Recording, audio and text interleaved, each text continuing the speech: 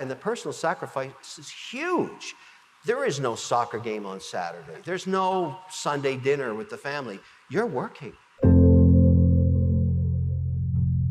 I tell people it's not for everybody.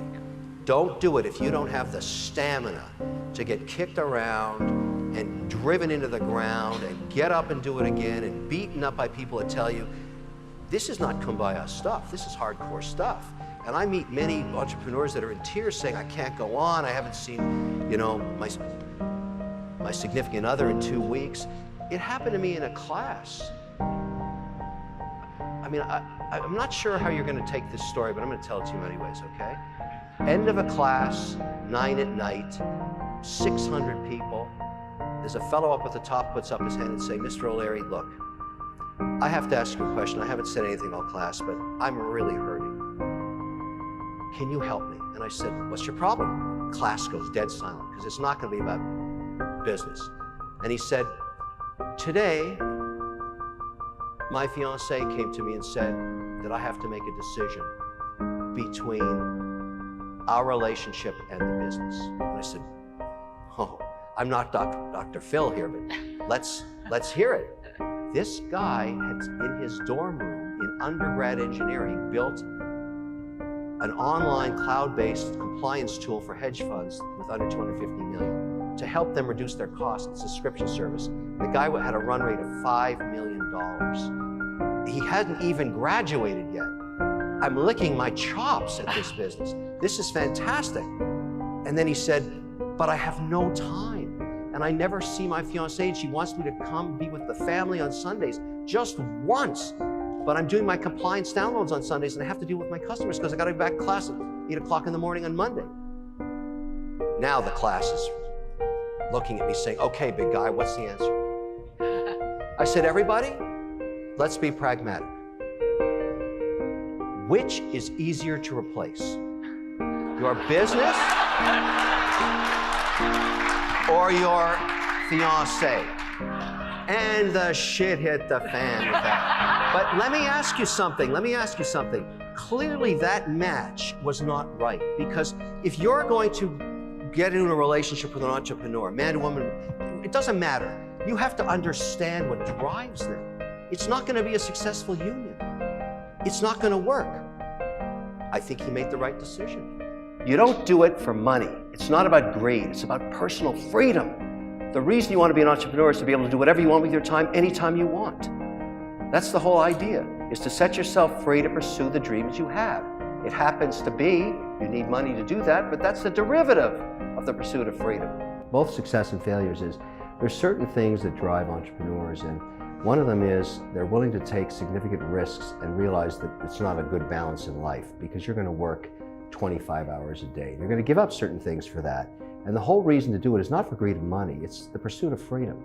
It's what money buys if you're successful. And so, when I talk to young entrepreneurs now, primarily graduating classes of engineers, I always talk about the journey. You have to be willing to sacrifice a lot. There's a dark side to being an entrepreneur, and it's a sacrifice of time, particularly with your family and loved ones. You have to pursue your business. Here's the lesson I learned. When I was graduating from college, my mother said to me, I'm coming to the graduation, I've got the great news, I'm coming, I want to see this happen, but no more checks. That's it. I've paid from birth to last day of college, you're on your own. And I said, Mom, I don't have a job, I have no money, and she said, the dead bird under the nest never learns how to fly. And I said, Mom, that's a great poem, but I need some cash. She said, no. And it was a very traumatic couple of years after that, trying to find my way, and I had no money, and I was really in a bad shape.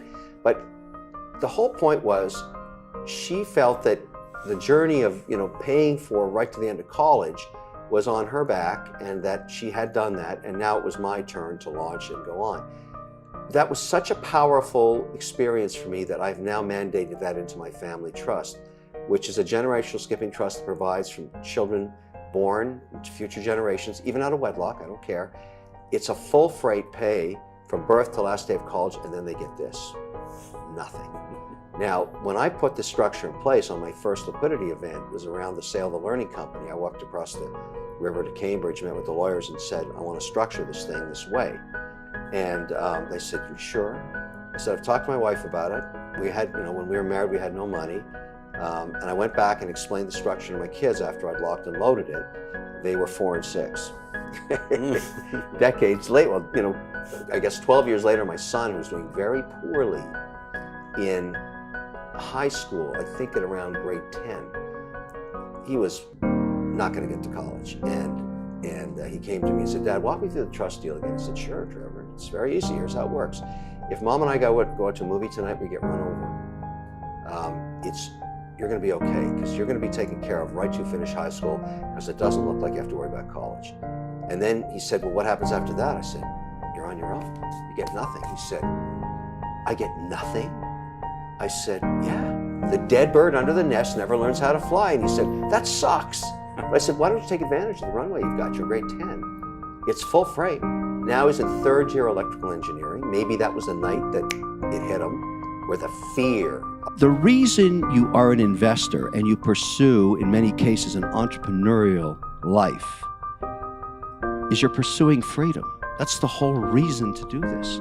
You're not greedy for money, you're greedy for freedom to do whatever you want with your time. That's the reward of a tough life of being an entrepreneur, is that you achieve freedom. What does it mean to be rich in America? You're free. This is not about greed, it's about the ultimate human desire to be free. And it's very noble, it's very important. And when I teach kids, that's why you want to be an entrepreneur. You're going to live a tough life, but if you're successful, you're going to be free. What are you watching when you watch Shark Tank? You're watching the pursuit of freedom. What does it mean to be successful in business? What does rich mean in America? It means free. Freedom. Freedom to do whatever you want with your time, to not pick up the phone if you don't want to do whatever you like. Now, not everybody achieves success. That's a hard road. Entrepreneurship is difficult, but it happens. And let me give you an example that's only 24 hours old. Some of you may remember a company called Plated on Shark Tank. It's only 3 years ago. They started with nothing and they make meal kits. Last night, Albertsons bought them for $300 million cash. Yep, that happened. And they started their journey on Shark Tank. 2 young guys are now free. I like to compete. And so in addition to my Shark Tank job, I have a real job. It's O shares. I'm competing in the most competitive industry in the world, ETFs, exchange traded funds. I'm competing with huge behemoths with billions of dollars. And I think I can win. And I love that. I love a team. I put it together. I say, guys, we're going to fight Goliath here. We're going to carve out share. And now we're the fastest growing ETF company in the world. And I love that. But it's not been easy. And it's cost me millions of dollars just to fuel it. I love to pick companies that I think can win and then be part of that team that's making it happen. That's what Shark Tank's all about. We all can't win. We're going to all have losers. But at the same time, I love to invest in entrepreneurs that felt the sting of failure, that motivates them even more for the next success. I love guys that have lost twice, and now I'm their 3rd financier. Those people are motivated cowboys. The key to ending a relationship is to explain to the person that you're doing it to why it's happening. Because they won't learn anything from it unless you do that. And in my companies, particularly ones where I have a control position, I do that myself. It's the hardest thing to do. I'll make 2 comments about it, and I see this happen with weak managers all the time. The moment you realize that that person isn't right for the job is the time to take them out of it. The most valuable asset inside Shark Tank are those 120 plus producers and PAs and assistants and showrunners that actually look at those 100,000 videos and say, that one, and that person, and that one. And somehow, when we get there, which we will on June 13th this year, it'll just sizzle like an isotope when we show it. One of the biggest challenges, let's go to telling the truth in business. The sting of failure can be the greatest motivator for an entrepreneur. And, Barbara would say, I don't want to hurt their feelings. And I say, well, then you're just going to give them bullshit. You're going to lie to them, and that's disingenuous. You should burn in hell for that, Barbara. You, Lori, all of you. I'm the only one that tells the truth. And everybody says I'm the mean guy. I'm their best friend. I'm the only one telling the truth, and I'm never going to change on that. There's nothing wrong with competition when you're an entrepreneur, but there's integrity and fairness. And so if you're a slime ball and you lie, cheat, and steal, I'm going to kick your ass.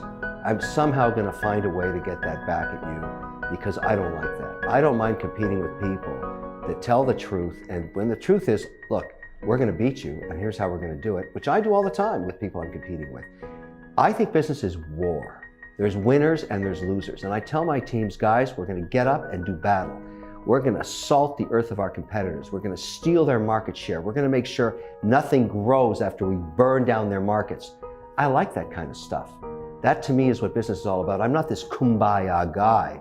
Let's all hold hands. We're competing. We're competing for customers, for share, for capital. We're going to win. We're going to win by taking prisoners and nobody's left alive. I'm cool with it.